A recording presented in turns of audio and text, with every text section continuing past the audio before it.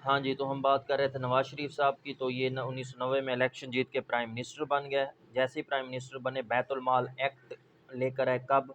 1991 के अंदर। बैतुल माल इस्टेब्लिश कब की? 1992 के अंदर। ठीक है। अब 1993 के अंदर, अप्रैल 1993 के अंदर 58(2)B दोबारा इसी को इस्तेमाल करते हुए गुलाम इसहाक खान साहब ने नवाज़ शरीफ को क्या कर दिया? डिसमिस कर दिया। इसी सदर ने बेनज़ीर भुट्टो को भी डिसमिस किया और नवाज़ शरीफ को भी इसी आर्टिकल के थ्रू डिसमिस कर दिया। तो दूसरे जो हमारे पास केयर टेकर प्राइम मिनिस्टर है वो कौन थे? बलक शेर मज़ारी। तो उसी दौरान अब्दुल वहीद काकड़ साहब जो है 1993 में क्या थे? आर्मी चीफ हमारे थे। अब्दुल वहीद काकड़ कौन है? बेसिकली आजकल जो हमारे प्राइम मिनिस्टर हैं, क्या नाम है उनका? तो ये वो भी काकड़ साहब हैं। तो उनके ये भाई हैं बेसिकली। अब्दुल वहीद काकड़ जो हैं वो आर्मी चीफ बन गए 1993 के अंदर।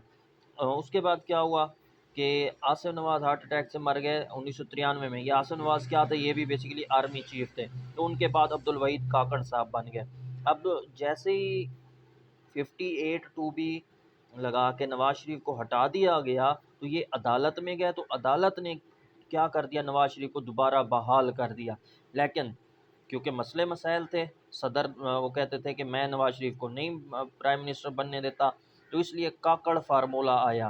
काकड़ फार्मूला क्या था 1993 के अंदर? के अब्दुल वहीद काकड़ ने कहा नवाज़ शरीफ को और गुलाम इसहाक खान साहब को कि आप भाई दोनों घर जाएं और दोबारा इलेक्शन करवाते हैं। तो फिर दोबारा इलेक्शन हुए। और इलेक्शन से पहले जो केयर टेकर है वो कौन थे? मोइनुद्दीन कुरैशी साहब। बेसिकली जुलाई अक्टूबर 1993 के अंदर। अब दोबारा इलेक्शन हुए 1993 के अंदर, और दोबारा पीपी जीत गई और बेनज़ीर दोबारा क्या बन गई? प्राइम मिनिस्टर बन गई। ठीक है। तो उसी 1993 के अंदर नवाज़ शरीफ ने अपनी पार्टी बनाई। आ, मुस्लिम लीग नून जो बनी थी वो कब बनी थी? 1993 के अंदर। और इस दौरान गुलाम इसहाक खान भी सदर से ख़त्म हो गए थे, क्योंकि उनको किसने हटाया था? वह अब्दुल वहीद काकड़ साहब ने। अब सदर जो है वो कौन बन गया? फ़रूक लगारी साहब। अब्दुल वहीद काकड़ साहब chief of army staff, Farooq लगारी क्या हैं? सदर हैं। लेडी हेल्थ वर्कर कब बनाएगी? 1994 के अंदर। इस दौरान स्पीकर नेशनल असम्बली यूसुफ रज़ा गिलानी 1993 से 1997 तक रहे। उसके बाद फ़रूक लगारी ने फिर वही किया जो गुलाम इसहाक ने किया कि 58(2)B लगा के बेनज़ीर भुट्टो को दोबारा क्या कर दिया? डिसमिस कर दिया 1996 के अंदर। फिर दोबारा इलेक्शन होने थे। तो फ़ेब 1997 में इलेक्शन हुए और नवाज़ शरीफ इस दफ़ा 2/3 मेजॉरिटी से क्या बन गए? प्राइम मिनिस्टर बन गए। कब इलेक्शन हुए? फ़ेब 1997 में। और नवाज़ शरीफ साहब दोबारा से प्राइम मिनिस्टर बन गए। और इस दौरान चीफ ऑफ आर्मी स्टाफ कौन थे? जहांगीर करामत। और प्रेसिडेंट कौन था? फ़रूक लगारी। नवाज़ शरीफ जैसे ही आया उसने आके पहले फ़रूक लगारी को हटा दिया, क्योंकि उसको लग रहा था कि इसने दोबारा 58(2)B लगा के मुझे हटा देना है। तो इसने क्या किया? आके फ़रूक लगारी को हटा दिया। और प्रेसिडेंट कौन बन गया? रफ़ीक तारड़ साहब 1998 के अंदर। और इसी दौरान वो तरमीम लेकर आया। कौन लेकर आया? नवाज़ शरीफ। कौन सी? 13, 14, 15 तरमीम लेकर आए। ये तरमीम क्या थी कि अब सदर जो है वो प्राइम मिनिस्टर को नहीं हटा सकता, क्योंकि 2 दफ़ा ऐसे हुआ। पहले बेनज़ीर बनी, उसको हटा दिया गया, फिर नवाज़ शरीफ को हटा दिया गया, फिर बेनज़ीर को। अब नवाज़ शरीफ को ख़तरा था तो वो तरमीम लेकर आया कि सदर जो है वो प्राइम मिनिस्टर को नहीं हटा सकता। ठीक है। उसके बाद क्या हुआ? 28 मई 1998 हम अटामिक पावर बन गए। चागी हिल्स आप लोगों को पता है, बलूचिस्तान के अंदर हमने एटमी धमाके की। 28 मई 1998 बहुत अहम MCQs है। और इस दिन को क्या कहा जाता है? यौम तकबीर। फिर लाहौर एग्रीमेंट हुआ फ़ेब 1999 के अंदर। 1999 के अंदर वाजपेयी प्राइम मिनिस्टर जो है वो पाकिस्तान आए थे। लाहौर एग्रीमेंट फ़ेब 1999 के अंदर हुआ था। नेशनल सिक्योरिटी कौंसल जहांगीर करामत साहब का प्रपोज़ल था।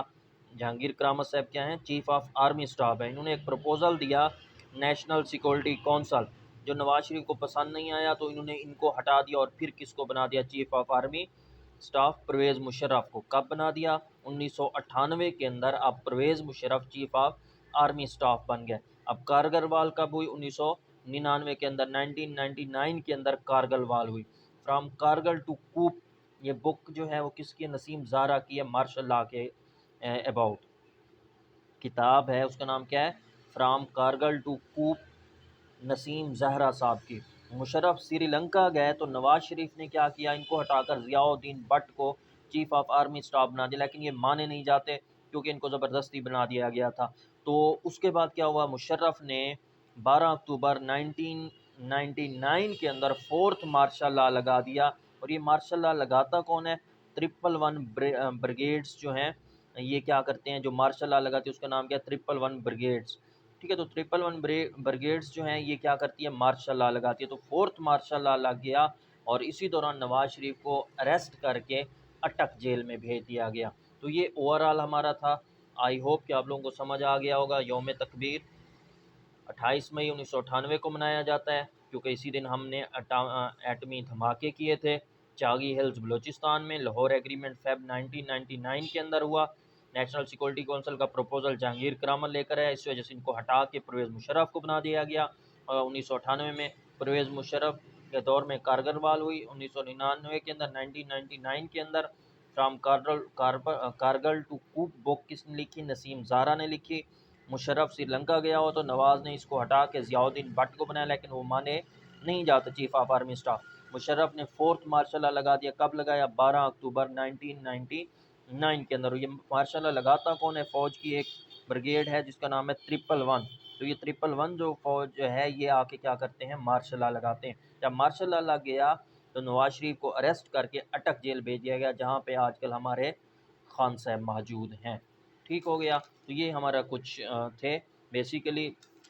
अगर मैं आप लोगों को दोबारा ये रिवाइज़ करवाना चाहूँ तो जल्दी जल्दी से आप देख लें कि फेडरल सिक्योरिटी फोर्स एफएसएफ भुट्टो ने बनाई।